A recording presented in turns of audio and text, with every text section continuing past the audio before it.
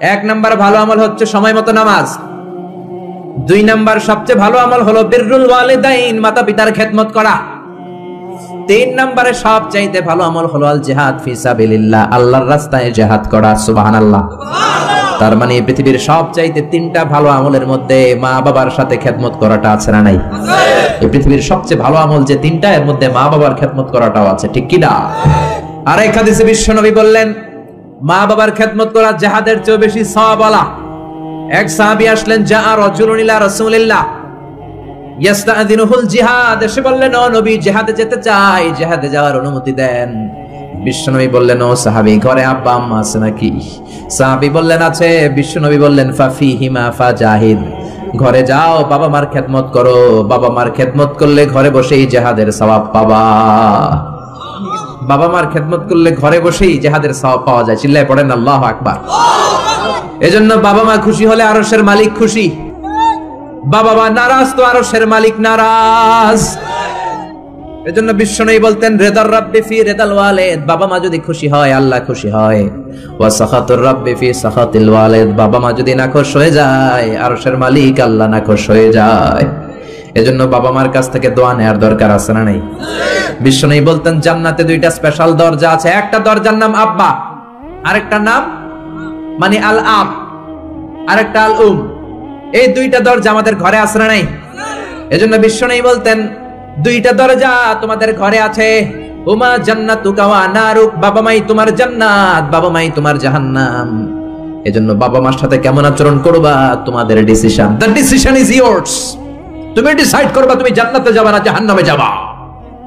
আপনি কপালে যত সেজদা দেন, যত কপাল কালো বানান, যতগুলো হজ করে আল হজ টাইটেল লাগান, যত যাকাত দেন, যত আমল করেন, আপনার মা যদি আপনার উপর নাখোশ হয়ে আল্লাহর কাছে বদদুয়া দেয়, আপনার সব আমলগুলোরে বরবাদ করে দিবে কে?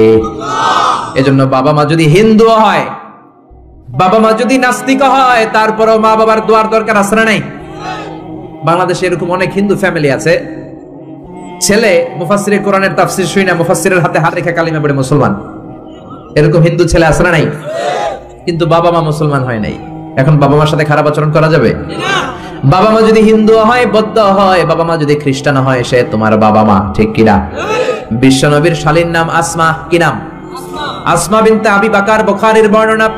বিশ্বনবীর কাছে এসে বললেন নবী আনা মুসলিমা, আমি মুসলিম, ওয়া উম্মি মুশরিকা, আমার মা মুশরিক, আফাসিলুহা, এখন আমি কি করব? আমার মায়ের সাথে ভালো আচরণ করব নাকি খারাপ আচরণ করব? বিশ্বনবী বললেন খবরদার সিলিহা, তোমার মায়ের সাথে তুমি ভালো আচরণ করবা।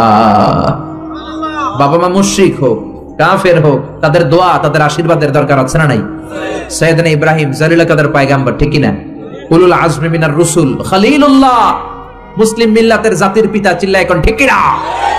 কিন্তু ওনার আব্বারে উনি কালেমার দাওয়াত দিতে পারে নাই, দেওয়ার পরেও মানে নাই বাবার নাম আজহার। তারপরে উনি বাবার সাথে খারাপ আচরণ করেছে নাকি? মোলায়েম ভাষায়, কোমল ভাষায়, আদবের সাথে বাবার ডেকে বলেছে ইয়া আবাতি লিমা তা'বুদু মা লা ইয়াসমা'ু ওয়া লা ইউবসিরু ওয়া লা ইউগনি আনকা শাইআ। ও আমার সম্মানিত পিতা, কেন ওই মূর্তির ইবাদত করেন? 10টা হাত এরকম বের করে দিয়ে দাঁড়ায় থাকে, জিহ্বা বের করে, সামনে থাকে মিষ্টি, রসমালাই, দুধ, কিচ্ছু খেতে পারে না, মাছি বসলেও তাড়াতে পারে না, ঠিক কি না? কেন এই মূর্তির পূজা করেন? কেন এই পুতুলের ইবাদত করেন? যে এই পুতুল কানে শোনে না, চোখে দেখে না, নিজের গায়ের মাছিটা নিজে তাড়াতে পারে। বাবারে আদর করে, যত্ন করে, সম্মান দিয়ে বুঝালেন। কিন্তু বাবার সাথে কি সাইয়েদনা ইব্রাহিম খারাপ আচরণ করেছে? জোরে বলেন, খারাপ আচরণ করেছে? এজন্য বিশ্বনবী বললেন খবরদার, মা বাবা কত রহমত থাকলে মানুষ বোঝে না, যখন চলে যায় তখন বোঝে, কিন্তু তখন বুঝলে লাভ হয় না, ঠিক কি না? যতদিন বাবা মা বেঁচে থাকে বটবৃক্ষের মতো ছায়া দিয়ে থাকে, ছাতার মতো মাথার উপর দাঁড়িয়ে থাকে। ও মিয়া, বন্ধু চলে গেলে বন্ধু পাওয়া যায়, ওয়াইফ চলে গেলে ওয়াইফ পাওয়া যায়, টাকা চলে গেলে টাকা পাওয়া যায়। জনম দুঃখিনী মা যদি দুনিয়া ছেড়ে চলে যায়, মারে আর পাওয়া যায় নাকি? ওগো মা তুমি এই ধরনের শ্রেষ্ঠ নেয়ামত, তোমারই পদ তলে রয়েছে জান্নাত। ওগো মা তুমি এই ধরনের শ্রেষ্ঠ নেয়ামত, তোমারই পদ তলে রয়েছে জান্নাত। সুবহানাল্লাহ। এজন্য মায়ের দোয়া এমন দোয়া কখনো ফিরে না, গুলি মারলে গুলি মিস হয়, ড্রোন হামলা করলে মিস হয়, ব্যালিস্টিক ক্ষেপণাস্ত্র মারলে মিস হয়, অ্যাটম বোমা মারলে মিস হয়, মায়ের দোয়া মিস হয় নাকি? কথা কন, বিশ্বাস হয়? একটু সন্দেহ সন্দেহ লাগে? Any confusion, any doubt? লা শাক্কা ফি, কোনো সন্দেহ নাই, লা রাইবা ফি, চিল্লায় কোন ঠিক না? মায়ের দোয়া এমন দোয়া, মায়ের দোয়াটাও কবুল, বদ দোয়াটাও কবুল, ঠিক কি না? যদি এমন হতো শুধু দোয়াটা কবুল, তাহলে দোয়া না করুক সমস্যা নাই, কিন্তু বদ দোয়া করলেও কবুল করে কে? বদ দোয়া কবুল হয়ে গেলে সমস্যা আছে না নাই? এজন্য মা বাবার সাথে ভালো আচরণ করব। বাবা মার ছেলে মেয়েদের দৃষ্টান্ত তরমুজ আর ছুরির মতো। মা বাবা হলো ছুরি, ছেলে মেয়ে তরমুজ। তরমুজ নিচে রেখে উপর থেকে ছুরি মারলে তরমুজ কেটে যায়, আবার ছুরি নিচে রেখে উপর থেকে তরমুজ ফেললেও তরমুজ কেটে যায়। উভয় অবস্থায় তরমুজের ক্ষতি হয়, ছুরির কিছু হয়।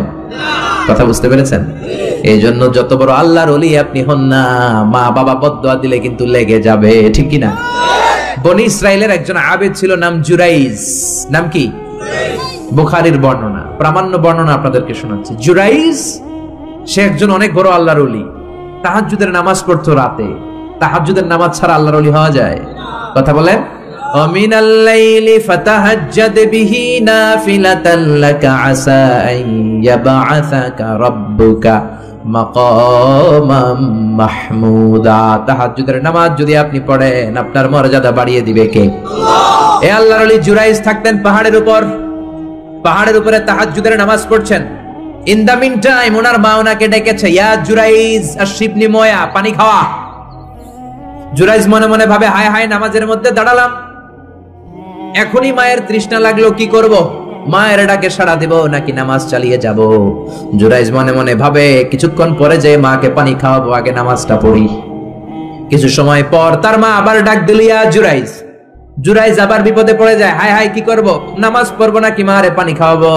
আবার সিদ্ধান্ত নিল, না না, নামাজটা শেষ করে যাব। 3 বার ডাকার পরে জুরাইজ নামাজের কারণে মায়ের ডাকে সাড়া দেয় নাই। মায়ের মনের মধ্যে দুঃখ লেগেছে, মা তার মনে কষ্ট পেয়েছে।